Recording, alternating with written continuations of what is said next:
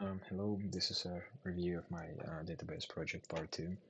So my document file, I'm not gonna stop on this.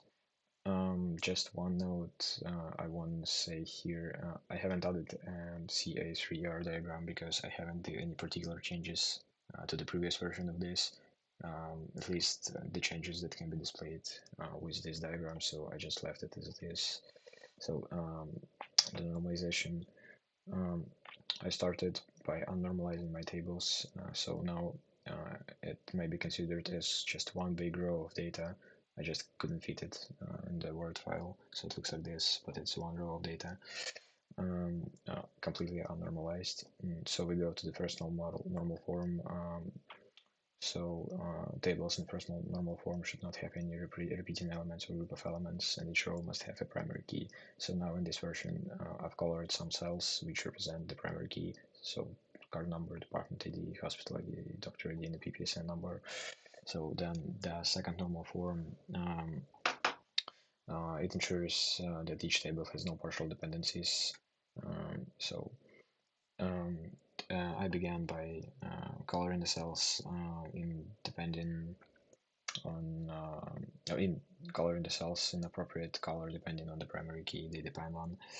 So now, as you can see by this table, for example, let's take the card number.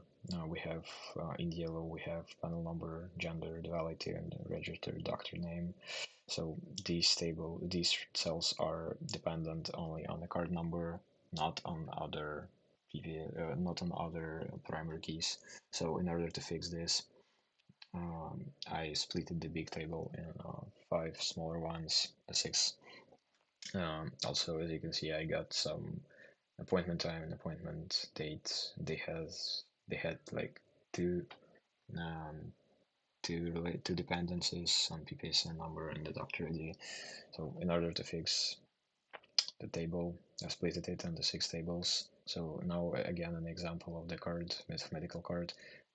We can see that the card number is a primary key, the only one primary key we have, and the panel number, gender, validity, and registered doctor name, all the cells are dependent on the primary key, so there are no partial relationships.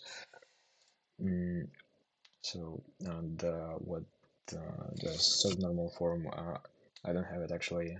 Well, I mean the tables that are here are already fulfilling the subnormal form requirement, which is null dependencies on non-key attributes or transitive relationships. So as you can see, there are no transitive relationships here.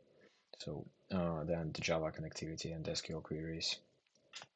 So I have a small program here that represents the work of the database and also how it can be used in the real world, kind of. So here's the code. I'm not going to show you everything, just the way it connects is here. But also you have to make sure that you imported the SQL library here and added this thing, the connector Java. And then this small part here, which is catcher. So we can run the code here and some simple command like display appointments, and you can see the appointments. So this is the patient name, time of the appointment, and the doctor who's preceding the appointment. So now I'm going to show you the add hospital. For example, you're a manager, you want to add the hospital into, you've opened a new hospital and you want to add this to the database. So here is the local host. Here is the current hospitals that we have here.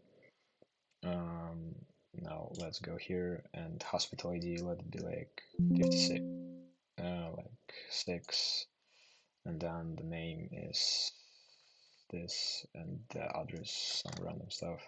Rating is 3, and here is the data format, and if you're not following this, you're getting invalid date. So let's do it like this, this, this.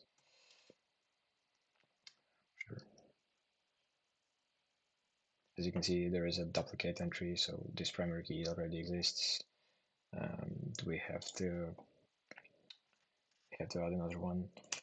So ID is 26, name is random, address is random, rating is 4, and date is again. So yeah, now if you go to the localhost and update it, you can see the new table that we've just added here.